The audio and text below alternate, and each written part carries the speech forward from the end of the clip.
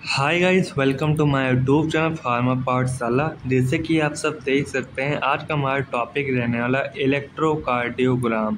Electrocardiogram को हम कहते हैं आल्सो नॉन एज ईकेजी या ईसीजी के नाम से भी यह जाना जाता है। हमारा इलेक्ट्रोकार्डियोग्राम है, यह हमारा नॉन इन्वेसिव डिवाइस होता है।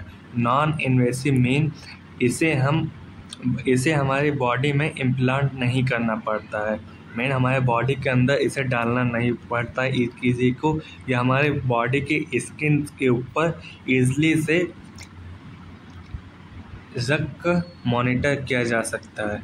यह हमारा क्या होता है, जो हमारा ईकेजी होता है, यह मेजर करता है एंड मॉनिटर करता है इलेक्ट्रिकल एक्टिविटीज़ को, जो कि हमारे हार्ट से आते हैं। Electrical activity and through skin के माध्यम से हम इसे मॉनिटर करेंगे।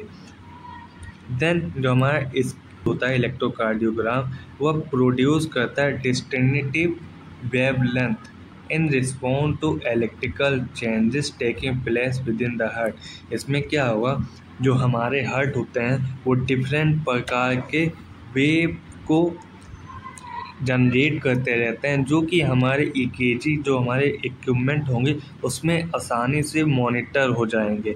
इसमें क्या होगा, जो हमारा फर्स्ट वेव होता है जिसे हम पी वेव भी कहते हैं, जो हमारा फर्स्ट वेव होता है जिसे हम पी वेव कहते हैं, जो कि बहुत ही small and increase in voltage होगा, जो कि 0.5 एम वोल्टेज होता है, जो कि डेट डीपोलराइज ऑफ आर्टरियाज हो गए ड्यूरिंग आर्टरियल सिस्टोल के समय। मीन जो हमारा डीपोलराइज होता है वो रिप्रेजेंट करता है हमारे आर्टरियल सिस्टोल को रिप्रेजेंट करता है। जैसे स्ट्रक्चर में देखें, इसमें क्या होगा, जो हमारा आर्टरियल जो हमारे पी वेव थे वो हमें रिप्रेजेंट करते थे, आर्टरियल डीपोलराइजेशन को रिप्रेजेंट करते थे। ये हो जाता है हमारा पी वेव। नेक्स्ट जो हमारा था सेकेंड फेज था, जिसे हम कहते हैं P Q R S phase, जिसे हम P Q R S complex भी कहते हैं। इसमें क्या होगा, हमारे स्मॉल ड्रॉप होंगे इन वोल्टेज, जिसे हम क्यू कहेंगे, एंड लार्ज वोल्टेज पी कहेंगे, जिसे हम आर कहते हैं। एंड अनदर जो स्मॉल ड्रॉप होंगे इन वोल्टेज में उसे हम एस कहते हैं। जैसे स्ट्रक्चर में क्या होता था, यहाँ पर हमारे जो थे जो कि रिप्रेजेंट करते थे आर्टरियल डीपोलराइजेशन को, ये हमारे रिप्रेजेंट करते थे आर्टरियल डीपोलराइजेशन को, ये रिप्रेजेंट करते थे। एंड जो हमारा ये क्यू आर था, ये हमारा बहुत ही स्मॉल वो ड्रॉप था। देन हमारा जो आर था, ये हमारा पीक फॉर्म था हमारे ईकेजी में। देन इसके बाद हमारा अगेन ड्रॉप एस फेज आता था, जिसमें हमारे जो आर का जो पीक था वो ड्रॉप होकर नीचे आ जाता था, जिसे हम एस कहेंगे। नेक्स्ट इस एस एंड ये जो हमारे इसमें दिख रहा है, इसके बीच में यहाँ एक इंटरवल शुरू होता था, जिसे हम एस टी सेगमेंट कहेंगे। देन हमें एस टी के बाद हमारा टी वेव शुरू होता था, जो कि रिप्रेजेंट करता था, जो कि इलेक्ट्रिकल एक्टिविटीज़ में होती थी, वेंट्रिकुलर डीपोलराइजेशन होता था इसमें, जिसे यहाँ पर दिया गया है। टी वेव में क्या होता था, एट्रिया डीपोलराइजेशन होता था।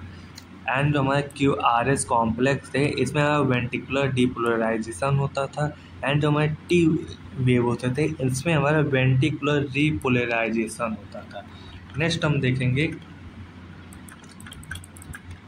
इसमें नेक्स्ट क्या था, इसमें जो हमारा था, इसमें हमारे जो क्यू आर एस कॉम्प्लेक्स थे वो करस्पॉन्डिंग वही डीपोलराइजेशन होता था। हमारे क्यू आर एस में आर्टरियल का डीपोलराइजेशन होता था ड्यूरिंग वेंट्रिकुलर सिस्टोल के समय।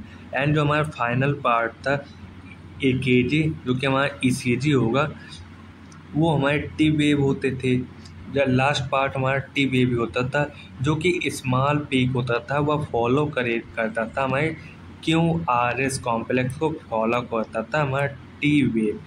देन हमारा जो टी वेव होता था वो रिप्रेजेंट करता था वेंट्रिकुलर रीपोलराइजेशन को during relaxation phase of cardiac cycle में। जब हमारे कार्डियक साइकिल में रिलैक्सेशन का फेज होता था तो वह टी वेव को रिप्रेजेंट करता था। इसमें स्ट्रक्चर में हम जैसे देखें, बात करें अगेन, इसमें क्या होता था, इसमें स्ट्रक्चर ये बहुत ही इम्पोर्टेंट है एग्ज़ाम के पॉइंट ऑफ व्यू से।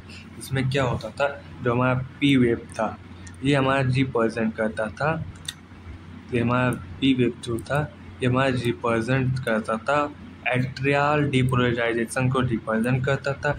एंड जो हमारा क्यू आर एस, ये हमारा जो क्यू आर एस का है फॉर्म, ये हमारा रिप्रेजेंट करता था वेंटिकुलर डीपोलराइजेशन को रिप्रेजेंट करता था। एंड जो हमारा टी वेव था जो कि हमारा फाइनल पार्ट होता है